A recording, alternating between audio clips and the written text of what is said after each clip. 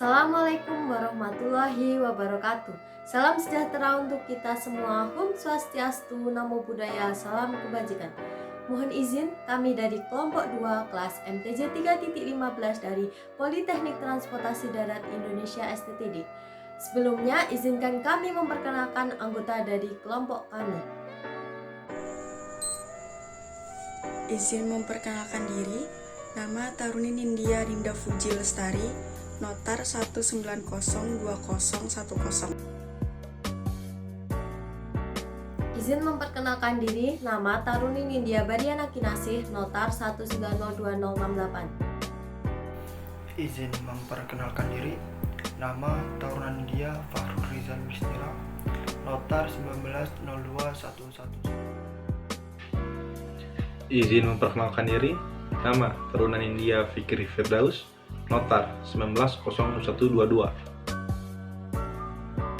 Baik, di sini kelompok kami akan menjelaskan tentang perilaku kolektif, di mana dalam perilaku kolektif terdapat beberapa pembahasan, yaitu pengertian dari perilaku kolektif, ciri-ciri dan faktor penyebab, jenis-jenis, bentuk-bentuk, dan yang terakhir yaitu kesimpulan. Pengertian dari perilaku kolektif. Perilaku kolektif yaitu perilaku yang tidak biasa, di mana perilaku sekelompok orang muncul secara spontan dan tidak terstruktur terhadap suatu kejadian tertentu yang bertindak secara bersama-sama. Perilaku kolektif ini biasanya bertujuan untuk menghilangkan suatu rasa ketidakpuasan dan kecemasan. Baik, untuk selanjutnya akan dijelaskan oleh rekan saya Taruna Nindya Fikri Firdaus. Terima kasih untuk rekan Bariana yang telah membahas sedikit mengenai perilaku kolektif. Dan juga kita telah mengetahui apa pengertian dari perilaku kolektif itu sendiri. Apa yang telah kita dengar tadi, perilaku kolektif ialah suatu perilaku yang tidak biasa atau bahkan dapat dikatakan suatu hal yang menyimpang. Dalam pelaksanaannya itu, perilaku kolektif memiliki 3 ciri-ciri.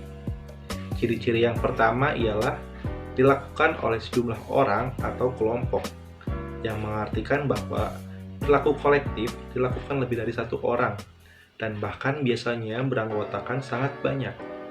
Mulai dari anak muda hingga para pejabat dapat melakukan perilaku kolektif. Selanjutnya, sifatnya spontanitas atau hanya insidensial dan tidak terstruktur.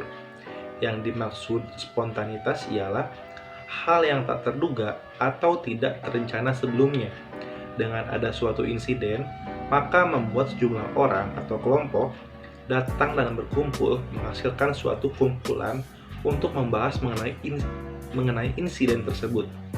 Dan karena tindakan yang spontan tersebut, maka terjadilah kerumunan yang tidak terstruktur. Sehingga perilaku ini kadang merugikan beberapa hal ataupun pihak. Dan yang terakhir, dipicu oleh rangsangan masalah. Perilaku ini tercipta karena dipicu oleh rangsangan masalah, sehingga membuat orang-orang merasa ada ketidakpuasan dalam dirinya, dan juga bisa ada kecemasan. Setelah dipicu oleh rangsangan masalah tersebut, lalu orang merasa ada ketidakpuasan dalam diri mereka, maka orang-orang tersebut berkumpul secara spontan. Selanjutnya, adapun faktor penyebab perilaku kolektif. Faktor penyebab ini biasanya disebut pemicu rangsangan masalah. Seperti yang dibahas sebelumnya, bahwa rangsangan itu bisa berakibat berkumpulnya orang-orang secara spontan dan tidak terstruktur. Beberapa faktor penyebab perilaku kolektif ini diantaranya ialah yang pertama, situasi sosial. Yang kedua, ketegangan struktural, mobilisasi oleh pemimpin untuk bertindak, faktor yang mendahului, menyebarnya suatu kepercayaan umum, dan juga berlangsungnya suatu pengendalian sosial. Jenis perilaku kolektif. Yang pertama ada crowd yang diartikan kerumunan. Crowd atau kerumunan merupakan suatu kelompok orang yang membentuk agregasi atau kumpulan. Jumlah dari kerumunan ini semakin lama dapat semakin meningkat. kerumunan ini terdapat berbagai bentuk, yaitu yang pertama ada temporary crowd, yaitu orang yang berada pada situasi saling berdekatan di suatu tempat dan pada situasi sesaat.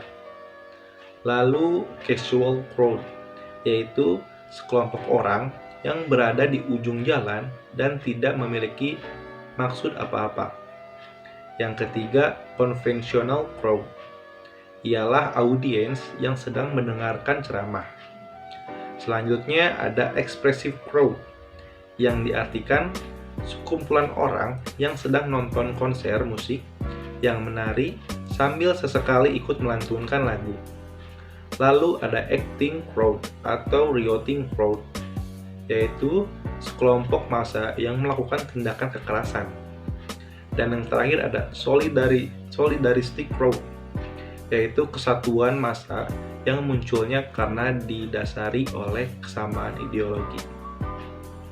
Jenis perilaku kolektif selanjutnya akan disampaikan oleh rekan Fahrul Rizal.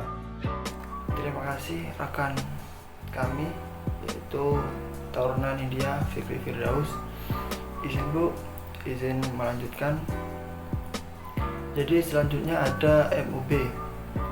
MOB adalah kerumunan atau crowds yang emosional yang cenderung melakukan kekerasan atau penyimpangan atau violence dan tindakan destruktif. Umumnya mereka melakukan tindakan melawan tatanan sosial yang ada secara langsung.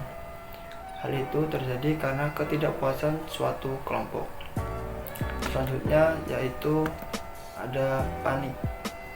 Panik adalah bentuk perilaku kolektif yang tindakannya merupakan reaksi terhadap ancaman yang muncul di dalam kelompok tersebut. Perilaku ini biasanya berhubungan dengan kejadian-kejadian bencana. Hal tersebut dapat terjadi diawali kejadian yang mana hal ini tidak terjadi ketika mereka mulai tenang. Selanjutnya ada rumors. Rumors adalah suatu informasi yang tidak dapat dibuktikan dan dikomunikasikan yang muncul dari satu orang kepada orang lain atau disebut isu sosial. Umumnya terjadi pada situasi di mana orang seringkali kekurangan informasi untuk membuat interpretasi yang lebih komprehensif. Selanjutnya, public opinion. Public opinion adalah sekelompok orang yang memiliki pendapat beda mengenai sesuatu hal dalam masyarakat. Opini ini memiliki seperti perbedaan pandangan.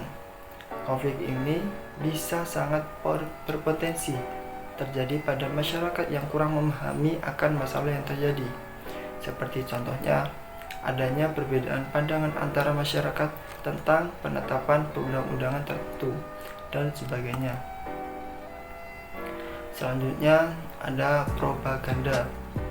Propaganda adalah informasi atau pandangan yang sengaja digunakan untuk menyampaikan atau membentuk opini publik. Biasanya diberikan oleh sekelompok orang, organisasi, atau masyarakat yang ingin mencapai tujuannya. Propaganda biasa dilakukan dengan menggunakan media komunikasi.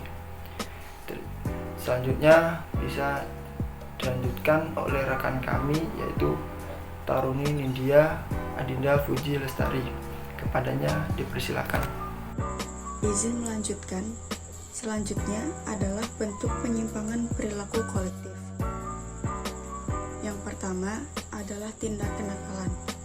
Tindak kenakalan merupakan penyimpangan perilaku kolektif di mana suatu kelompok yang didominasi oleh orang yang nakal, umumnya yang suka melakukan sesuatu hal yang dianggap berani dan keren, padahal hal tersebut merupakan hal yang tidak berguna dan mengganggu.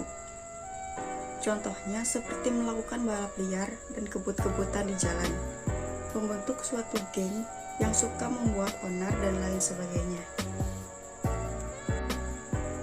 Dapat dilihat pada gambar, dari segi penampilan mereka menganggap penampilan mereka itu adalah penampilan yang keren.